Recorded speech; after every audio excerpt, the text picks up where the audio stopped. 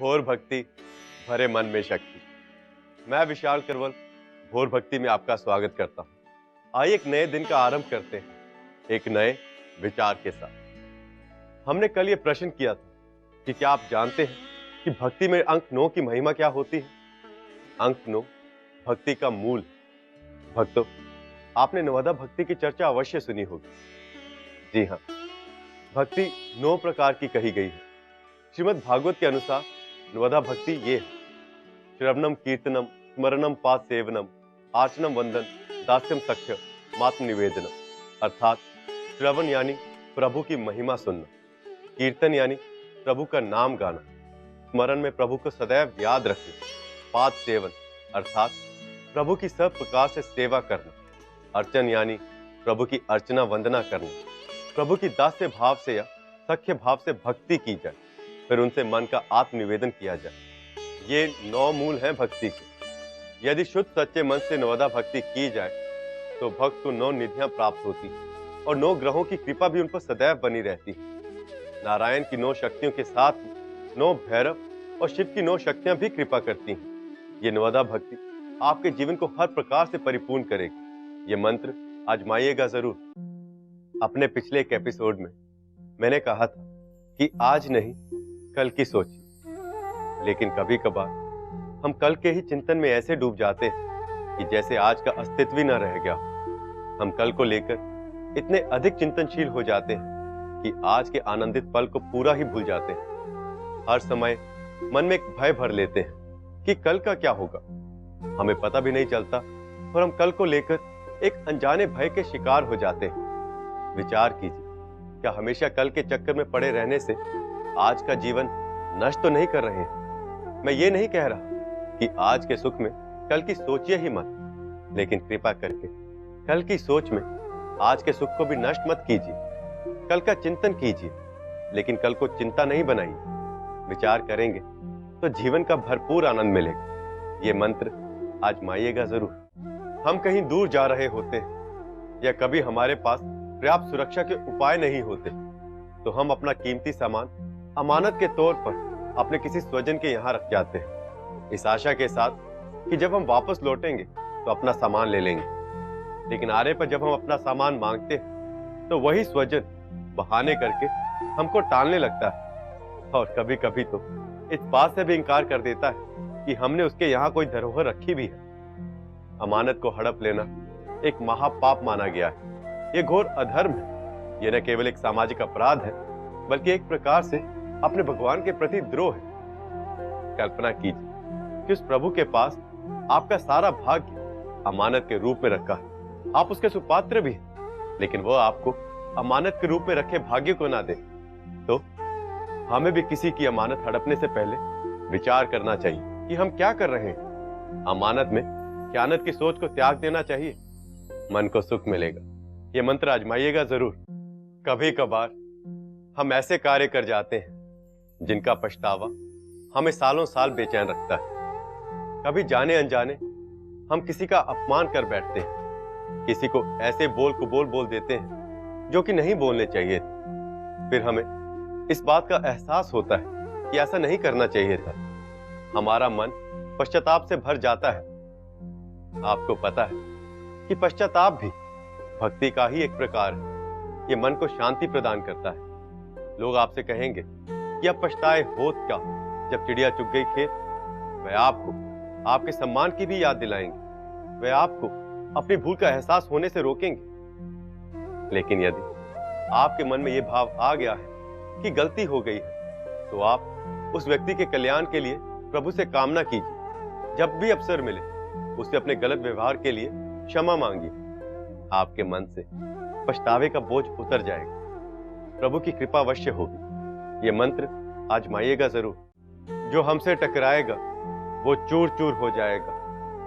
ऐसा नारा लगाते आपने लोगों को अक्सर सुना होगा। कुछ लोग संगठित होकर अपनी शक्ति बढ़ा लेते हैं और प्रतिपक्षी या विरोधी को अपनी शक्तियों से नष्ट करने की चेतावनी देने लगते हैं। कभी कभी हम भी थोड़ा धन, पद, प्रतिष्ठा के कारण ऐसी सोच के शिकार हो जाते हैं। ये सोच और कुछ नहीं, ताकत का नशा है। इसे अहंकार, घमंड या दम के नाम से भी जाना जाता है। कभी सोचा है कि दम किसी भी प्रकार से शक्ति ना होकर कमजोरी होती है? जैसे ही दम मन में घर करता है, हमारी सरलता नष्ट हो जाती है, हम थोड़ा अकड़ कर रहने लगते हैं। विचार कीजिए, क्यों दंभी का अंत हमेशा बुरा होता है? ये दंभ ही था जिसके चलते रावण का भी शीश कट गया। अहंकार के कारण ही दक्ष प्रजापति को अपना शीश कटाना पड़ा। जब दंभ इस प्रकार विनाशकारी है तो उससे मित्रता क्यों करना? अहंकारी का साथ तो सबसे सरल देव महादेव भी नहीं देते। इस मंत्र को आजमाइएगा जरूर। महान कृष्ण भक्त संत रहीम ने कहा है, हीरा सिरते काटिए मलियत लोन लगाए, रहीमन करुए मुखन को चाहिए यही उपाय। कई बार हम उम्र में बड़े तो हो जाते हैं, लेकिन हमें बोलना नहीं आता। कब, कहां, क्या और कैसे बोलना है, हम इस पर ध्यान ही नहीं देते और बोलने के स्थान पर कुछ भी कहते रहते हैं और इस बात पर ध्यान ही नहीं देते कि बोलना कितनी बड़ी कला है, कितना बड़ा अमृत है। बोली एक अमोल है, जो कोई बोले जानी, ये जराजू तोली के तब मुख बाहर आनी। अर्थात बोली अमूल्य है।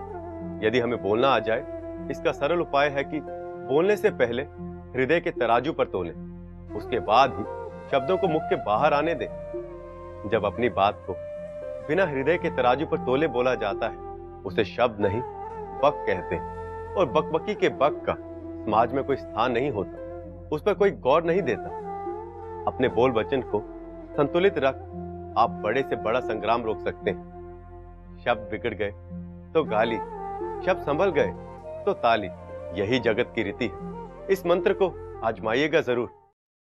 जब हम सहमति की राह पर चलते हैं तो हमारा उत्थान होता है। वो घर हो, समाज, पूरा देश या संसार। और जहां असहमति या कुमति होती है, वहां विनाश तय है। महान संत गोस्वामी तुलसीदास ने कहा है कि जहां सुमति तहम संपत्ति नाना, जहां कुमति तहम विपत्ति निदाना। आज के कठिन व्यस्त युग में हमें विचार करना होगा कि हम हर बात में हमेशा असहमति के रास्ते चलें या कि सहमति का वातावरण बनाकर शांति का मार्ग लें। यदि हम हर मुद्दे पर किसी से असहमत हो रहे हैं तो हमें अपने विवेक पर एक बार सोचना चाहिए। सामने वाले के साथ हमारी इन असहमतियों के पीछे कहीं और कारण तो नहीं, हम कहीं जानबूझकर तो असहमति का वातावरण तो नहीं बना रहे हैं, क्योंकि अनावश्यक असहमति अशांति की जड़ होती है। इस पर गंभीरता से विचार करिए। इस मंत्र को आजमाइएगा जरूर। आज भोर भक्ति के आरंभ में हमने आपको नवदा भक्ति के बारे में बताया।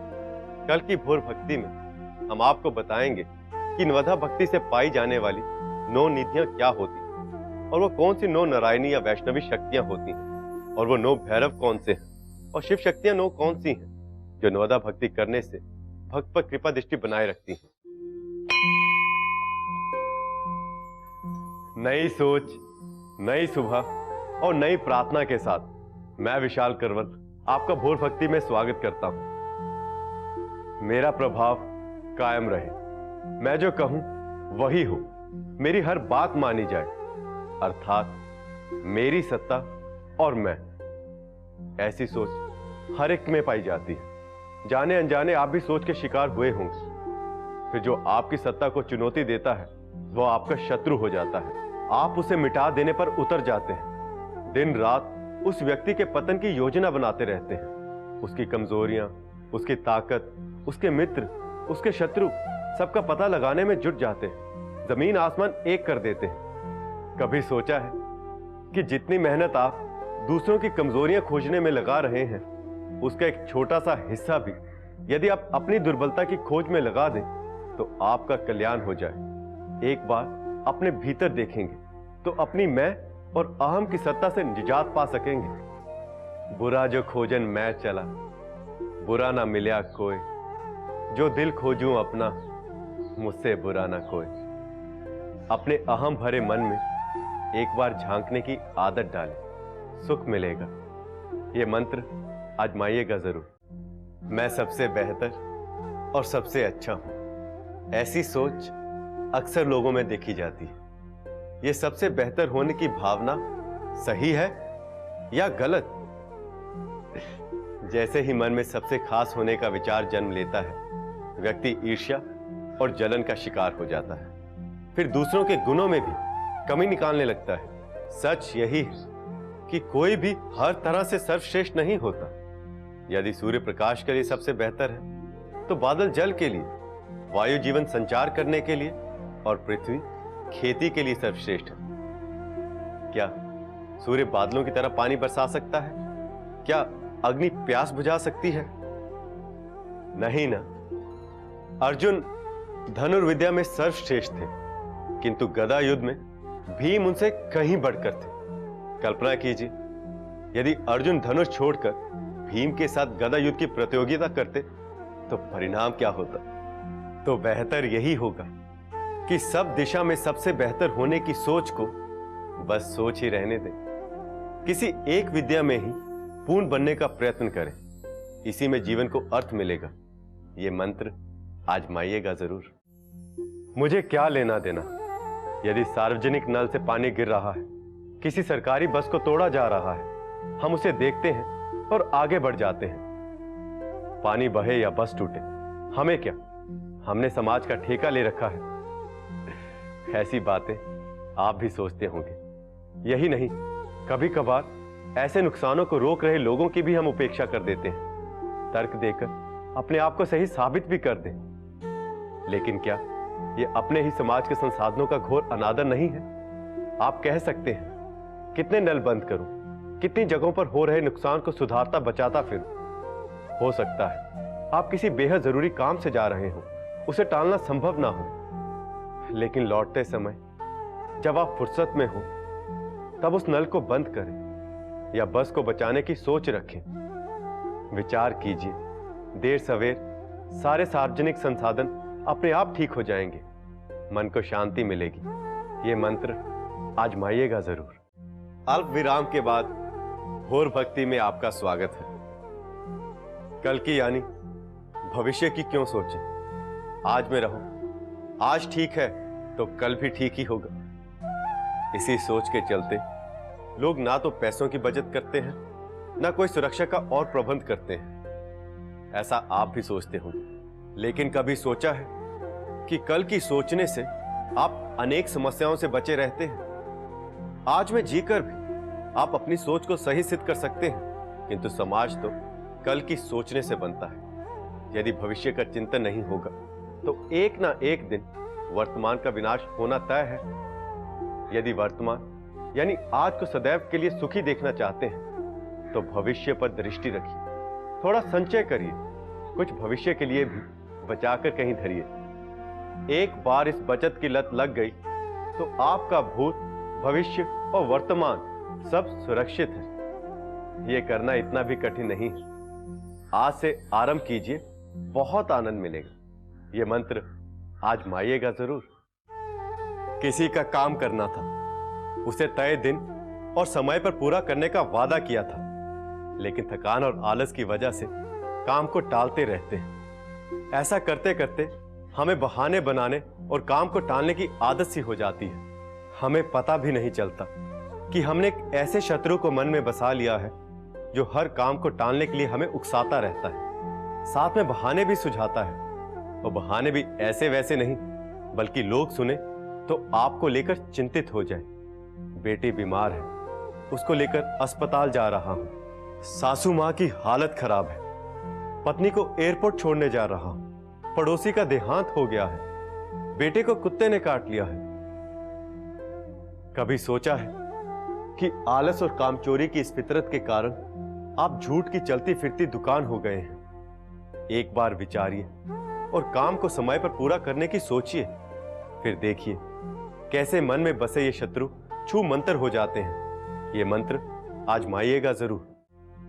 जरा सी भीड़ और ट्रैफिक में फंसते ही शॉर्टकट खोजने लगते हैं, पतली गली पकड़ लेते हैं, भले आगे जाकर कहीं और बुरा फंस जाएं, लेकिन फसान से बाहर निकलने के लिए तुरंत मुख्य और बड़ा रास्ता छोड़ देते हैं। ऐसा आप भी करते होंगे। लोगों को भी बताने लगते हैं कि इस रास्ते से ना आए जाएं। ऐसा करते करते हमें शॉर्टकट की आदत सी पड़ जाती है और निजी जिंदगी में भी हम छोटे रास्ते तलाशने लगते हैं। हम केवल मंजिल को याद रखते हैं, रास्तों पर ध्यान नहीं देते। सफलता के लिए या अपनी मंजिल पर पहुंचने के लिए हम हर तरह के सही या गलत उपाय आजमाने लगते हैं। लेकिन कभी सोचा है कि थोड़े से धैर्य के साथ जीवन का कैसा भी गहरा जैम क्यों ना हो, कैसी भी ट्रैफिक क्यों ना हो, हम पार निकल ही जाते हैं। अगली बार जब रास्ता रुके तो ये मंत्र आजमाइएगा जरूर, आनंद मिलेगा। अक्सर दूसरों की अच्छी कार देखकर हमें लगता है कि काश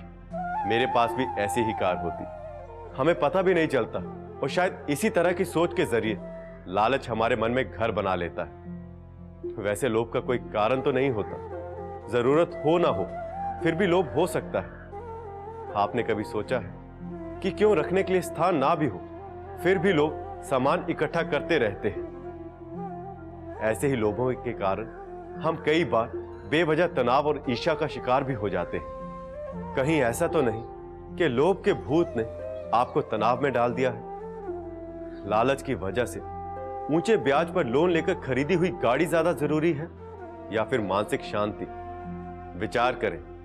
वैसे लालच के चंगुल से छूटना इतना भी मुश्किल नहीं है। यदि आप कोशिश करें तो खुद को लालच के भूत से दूर ले जाकर फिर से एक सुलझा हुआ इंसान बना सकते हैं। यह मंत्र आजमाइएगा जरूर।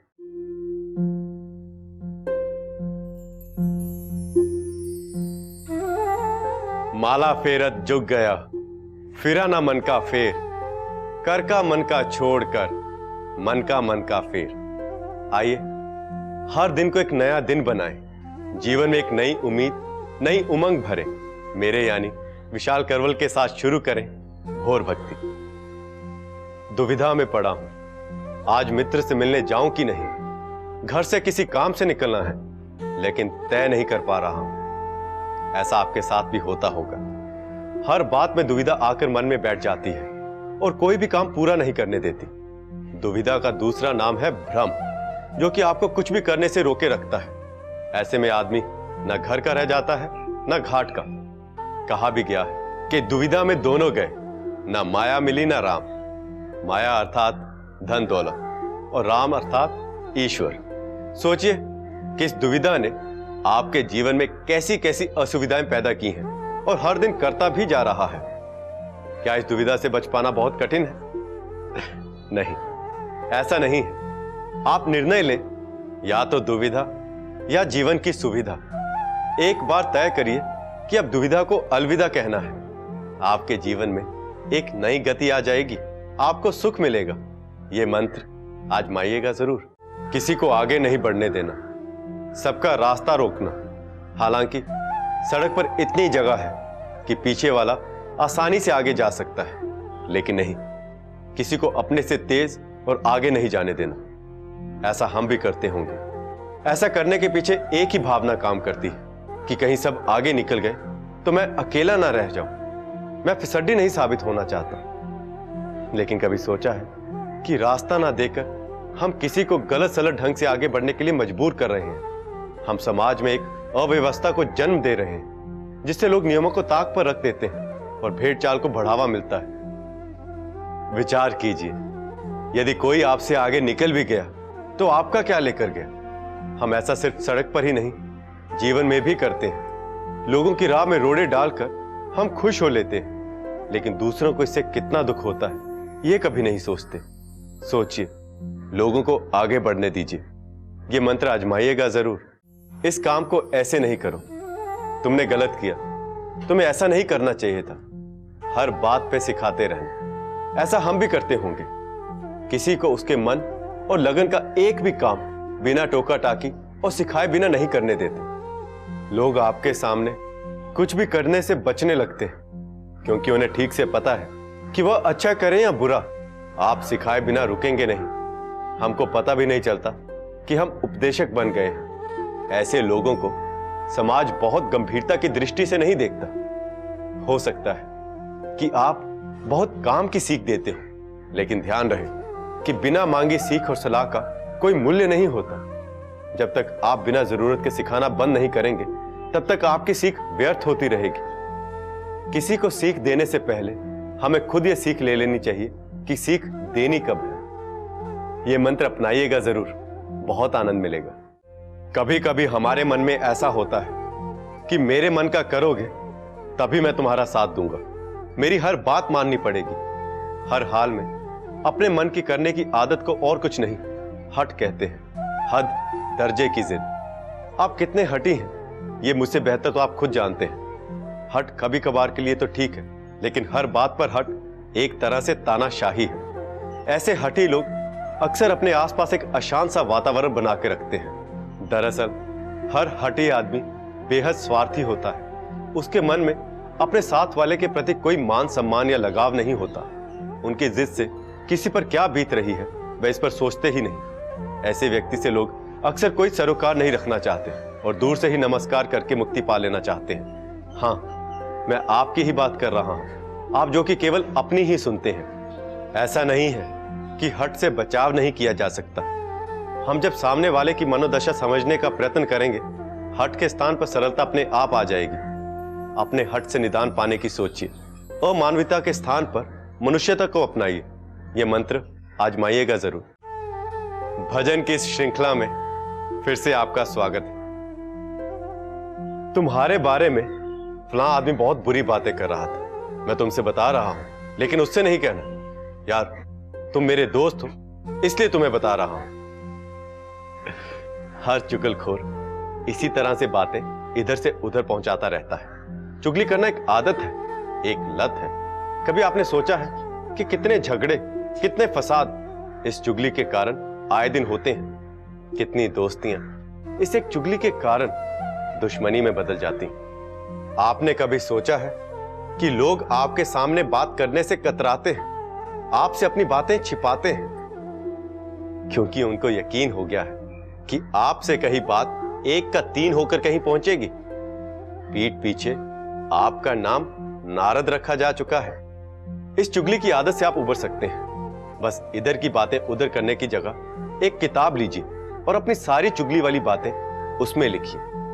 आप चुटकी में दूसरों के पचड़े में पड़ने से बच जाएंगे। आपको बहुत सुख मिलेगा। यह मंत्र आजमाइएगा जरूर। किसी ने बेहद बेसुरा गाना गाया, उसकी कमियां बताकर उसे सुधारने के स्थान पर कुछ लोग तारीफों के पुल बांध देते हैं, जबकि उम्मीद की जा रही थी कि उसकी खराब गायकी की आलोचना की जाएगी, उसे सुर की और समझ हासिल करने की सलाह दी जानी चाहिए थी। लेकिन चापलूसों ने मक्खन लगाना शुरू कर दिया, उस खराब गायक की तारीफों के पुल बांधने लगे। खराब चीज की तारीफ और कुछ नहीं, चापलूसी है। ऐसा आप भी करते होंगे, क्योंकि अक्सर किसी को भी अपनी आलोचना पसंद नहीं आती। हर आदमी तारीफ का भूखा होता है। हम सोचते हैं कि कौन आलोचना करके शत्रुता मोल ले, लेकिन आपने कभी सोचा है कि आपने चापलूसी करके कितने लोगों को समझदार होने से रोक दिया? झूठी तारीफ करने से बचने का यत्न करिए, गुणग्राही बनिए। जहां तारीफ करनी हो वहीं तारीफ कीजिए, आपको भी अच्छा लगेगा और सामने वाले को भी सुधरने का अवसर मिलेगा, जो उसे वाकई पारंगत बनाने में सहयोग करेगा। उचित आलोचना करना सीखें, आपको बहुत सुख मिलेगा। यह मंत्र आजमाइएगा जरूर। किसी से वादा किया था कि कल मिलूंगा, तुम्हारे लिए कुछ लेकर आऊंगा। किसी और से कल शाम को पैसे लौटाने की बात कहकर उधार लिया, लेकिन कितनी शामें बीत गई, कोई वादा पूरा नहीं किया। ऐसा वादा करके आप भी तोड़ते होंगे। जिंदगी की भागदौड़ में हमें ध्यान ही नहीं रहता कि हम एक गलत प्रवृत्ति के शिकार हो गए हैं। कभी सोचा है कि जब आप वादा करके पूरा नहीं करते तो आप एक सामाजिक अपराध करते हैं? वचन भंग करना एक तरह से इंसानियत के साथ धोखा है। अपने वचन की रक्षा में लोग मर मिटते हैं। प्राण जाए पर वचन न जाए, इस आदत से बचाव का एक सरल उपाय है। वादा करने से पहले सोचिए कि क्या मैं इस वादे को पूरा कर पाऊंगा। यदि मन हां कहे तभी वादा करें, नहीं तो साफ कह दें कि मुझसे यह काम ना हो पाएगा। मौके पर बोला एक ना उस 1000 हां से बढ़कर है जिसे आप पूरा नहीं करने वाले हैं। यह मंत्र आजमाइएगा जरूर। आज आपका दिन मंगलमय हो, इसी कामना के साथ मैं आपसे विदा लेता हूं। भोर भक्ति में कल हम जानेंगे कि क्यों छिड़कते हैं भक्तों पर शंख का जल।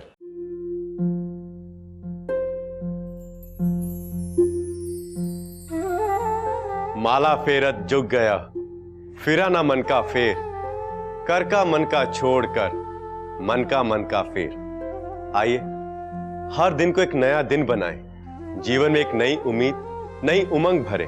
मेरे यानी विशाल करवल के साथ शुरू करें भोर भक्ति। दुविधा में पड़ा हूं, आज मित्र से मिलने जाऊं कि नहीं। घर से किसी काम से निकलना है, लेकिन तय नहीं कर पा रहा हूं। ऐसा आपके साथ भी होता होगा। हर बात में दुविधा आकर मन में बैठ जाती है और कोई भी काम पूरा नहीं करने देती। दुविधा का दूसरा नाम है भ्रम, जो कि आपको कुछ भी करने से रोके रखता है। ऐसे में आदमी न घर का रह जाता है न घाट का। कहा भी गया है कि दुविधा में दोनों गए, न माया मिली न राम। माया अर्थात धन दौलत और राम अर्थात ईश्वर। सोचिए कि इस दुविधा ने आपके जीवन में कैसी कैसी असुविधाएं पैदा की हैं और हर दिन करता भी जा रहा है। क्या इस दुविधा से बच पाना बहुत कठिन है? नहीं, ऐसा नहीं है। आप निर्णय लें, या तो दुविधा या जीवन की सुविधा। एक बार तय करिए कि अब दुविधा को अलविदा कहना है। आपके जीवन में एक नई गति आ जाएगी, आपको सुख मिलेगा। यह मंत्र आजमाइएगा जरूर। किसी को आगे नहीं बढ़ने देना, सबका रास्ता रोकना। हालांकि सड़क पर इतनी जगह है कि पीछे वाला आसानी से आगे जा सकता है, लेकिन नहीं, किसी को अपने से तेज और आगे नहीं जाने देना। ऐसा हम भी करते होंगे। ऐसा करने के पीछे एक ही भावना काम करती है कि कहीं सब आगे निकल गए तो मैं अकेला ना रह जाऊं। मैं फिसड्डी नहीं साबित होना चाहता। लेकिन कभी सोचा है कि रास्ता ना देकर हम किसी को गलत सलत ढंग से आगे बढ़ने के लिए मजबूर कर रहे हैं। हम समाज में एक अव्यवस्था को जन्म दे रहे हैं, जिससे लोग नियमों को ताक पर रख देते हैं और भेड़ चाल को बढ़ावा मिलता है। विचार कीजिए, यदि कोई आपसे आगे निकल भी गया तो आपका क्या लेकर गया? हम ऐसा सिर्फ सड़क पर ही नहीं, जीवन में भी करते हैं। लोगों की राह में रोड़े डालकर हम खुश हो लेते हैं, लेकिन दूसरों को इससे कितना दुख होता है ये कभी नहीं सोचते। सोचिए, लोगों को आगे बढ़ने दीजिए। ये मंत्र आजमाइएगा जरूर। इस काम को ऐसे नहीं करो, तुमने गलत किया, तुम्हें ऐसा नहीं करना चाहिए था। हर बात पे सिखाते रहना। ऐसा हम भी करते होंगे। किसी को उसके मन और लगन का एक भी काम बिना टोका टाकी और सिखाए बिना नहीं करने देते। लोग आपके सामने कुछ भी करने से बचने लगते हैं, क्योंकि उन्हें ठीक से पता है कि वह अच्छा करें या बुरा, आप सिखाए बिना रुकेंगे नहीं। हमको पता भी नहीं चलता कि हम उपदेशक बन गए हैं। ऐसे लोगों को समाज बहुत गंभीरता की दृष्टि से नहीं देखता। हो सकता है कि आप बहुत काम की सीख देते हो, लेकिन ध्यान रहे कि बिना मांगी सीख और सलाह का कोई मूल्य नहीं होता। जब तक आप बिना जरूरत के सिखाना बंद नहीं करेंगे, तब तक आपकी सीख व्यर्थ होती रहेगी। किसी को सीख देने से पहले हमें खुद यह सीख ले लेनी चाहिए कि सीख देनी कब है। यह मंत्र अपनाइएगा जरूर, बहुत आनंद मिलेगा। कभी कभी हमारे मन में ऐसा होता है कि मेरे मन का करोगे तभी मैं तुम्हारा साथ दूंगा। मेरी हर बात माननी पड़ेगी। हर हाल में अपने मन की करने की आदत को और कुछ नहीं, हट कहते हैं। हद दर्जे की जिद। आप कितने हठी हैं ये मुझसे बेहतर तो आप खुद जानते हैं। हट कभी कभार के लिए तो ठीक है, लेकिन हर बात पर हट एक तरह से तानाशाही है। ऐसे हठी लोग अक्सर अपने आसपास एक अशांत सा वातावरण बना के रखते हैं। दरअसल हर हठी आदमी बेहद स्वार्थी होता है। उसके मन में अपने साथ वाले के प्रति कोई मान सम्मान या लगाव नहीं होता। उनकी जिद से किसी पर क्या बीत रही है वह इस पर सोचते ही नहीं। ऐसे व्यक्ति से लोग अक्सर कोई सरोकार नहीं रखना चाहते और दूर से ही नमस्कार करके मुक्ति पा लेना चाहते हैं। हाँ, मैं आपकी ही बात कर रहा हूं, आप जो कि केवल अपनी ही सुनते हैं। ऐसा नहीं है कि हट से बचाव नहीं किया जा सकता। हम जब सामने वाले की मनोदशा समझने का प्रयत्न करेंगे, हट के स्थान पर सरलता अपने आप आ जाएगी। अपने हट से निदान पाने की सोचिए। अमानविकता के स्थान पर मनुष्यता को अपनाइए। यह मंत्र आजमाइएगा जरूर। भजन की इस श्रृंखला में फिर से आपका स्वागत है। तुम्हारे बारे में फलां आदमी बहुत बुरी बातें कर रहा था, मैं तुमसे बता रहा हूं, लेकिन उससे नहीं कहना। यार, तुम मेरे दोस्त हो, इसलिए तुम्हें बता रहा हूं। हर चुगलखोर इसी तरह से बातें इधर से उधर पहुंचाता रहता है। चुगली करना एक आदत है, एक लत है। कभी आपने सोचा है कि कितने झगड़े, कितने फसाद इस चुगली के कारण आए दिन होते हैं? कितनी दोस्तियां इस एक चुगली के कारण दुश्मनी में बदल जाती। आपने कभी सोचा है कि लोग आपके सामने बात करने से कतराते हैं, आपसे अपनी बातें छिपाते हैं, क्योंकि उनको यकीन हो गया है कि आपसे कही बात एक का तीन होकर कहीं पहुंचेगी। पीठ पीछे आपका नाम नारद रखा जा चुका है। इस चुगली की आदत से आप उबर सकते हैं। बस इधर की बातें उधर करने की जगह एक किताब लीजिए और अपनी सारी चुगली वाली बातें उसमें लिखिए। आप चुटकी में दूसरों के पचड़े में पड़ने से बच जाएंगे। आपको बहुत सुख मिलेगा। यह मंत्र आजमाइएगा जरूर। किसी ने बेहद बेसुरा गाना गाया, उसकी कमियां बताकर उसे सुधारने के स्थान पर कुछ लोग तारीफों के पुल बांध देते हैं, जबकि उम्मीद की जा रही थी कि उसकी खराब गायकी की आलोचना की जाएगी, उसे सुर की और समझ हासिल करने की सलाह दी जानी चाहिए थी। लेकिन चापलूसों ने मक्खन लगाना शुरू कर दिया। उस खराब गायक की तारीफों के पुल बांधने लगे। खराब चीज की तारीफ और कुछ नहीं, चापलूसी है। ऐसा आप भी करते होंगे, क्योंकि अक्सर किसी को भी अपनी आलोचना पसंद नहीं आती। हर आदमी तारीफ का भूखा होता है। हम सोचते हैं कि कौन आलोचना करके शत्रुता मोल ले, लेकिन आपने कभी सोचा है कि आपने चापलूसी करके कितने लोगों को समझदार होने से रोक दिया। झूठी तारीफ करने से बचने का यत्न करिए, गुणग्राही बनिए। जहां तारीफ करनी हो वहीं तारीफ कीजिए, आपको भी अच्छा लगेगा और सामने वाले को भी सुधरने का अवसर मिलेगा, जो उसे वाकई पारंगत बनाने में सहयोग करेगा। उचित आलोचना करना सीखें, आपको बहुत सुख मिलेगा। यह मंत्र आजमाइएगा जरूर। किसी से वादा किया था कि कल मिलूंगा, तुम्हारे लिए कुछ लेकर आऊंगा। किसी और से कल शाम को पैसे लौटाने की बात कहकर उधार लिया, लेकिन कितनी शामें बीत गई, कोई वादा पूरा नहीं किया। ऐसा वादा करके आप भी तोड़ते होंगे। जिंदगी की भागदौड़ में हमें ध्यान ही नहीं रहता कि हम एक गलत प्रवृत्ति के शिकार हो गए हैं। कभी सोचा है कि जब आप वादा करके पूरा नहीं करते तो आप एक सामाजिक अपराध करते हैं। वचन भंग करना एक तरह से इंसानियत के साथ धोखा है। अपने वचन की रक्षा में लोग मर मिटते हैं। प्राण जाए पर वचन न जाए, इस आदत से बचाव का एक सरल उपाय है। वादा करने से पहले सोचिए कि क्या मैं इस वादे को पूरा कर पाऊंगा। यदि मन हां कहे तभी वादा करें, नहीं तो साफ कह दें कि मुझसे यह काम ना हो पाएगा। मौके पर बोला एक ना उस 1000 हां से बढ़कर है जिसे आप पूरा नहीं करने वाले हैं। यह मंत्र आजमाइएगा जरूर। आज आपका दिन मंगलमय हो, इसी कामना के साथ मैं आपसे विदा लेता हूं। भोर भक्ति में कल हम जानेंगे कि क्यों छिड़कते हैं भक्तों पर शंख का जल।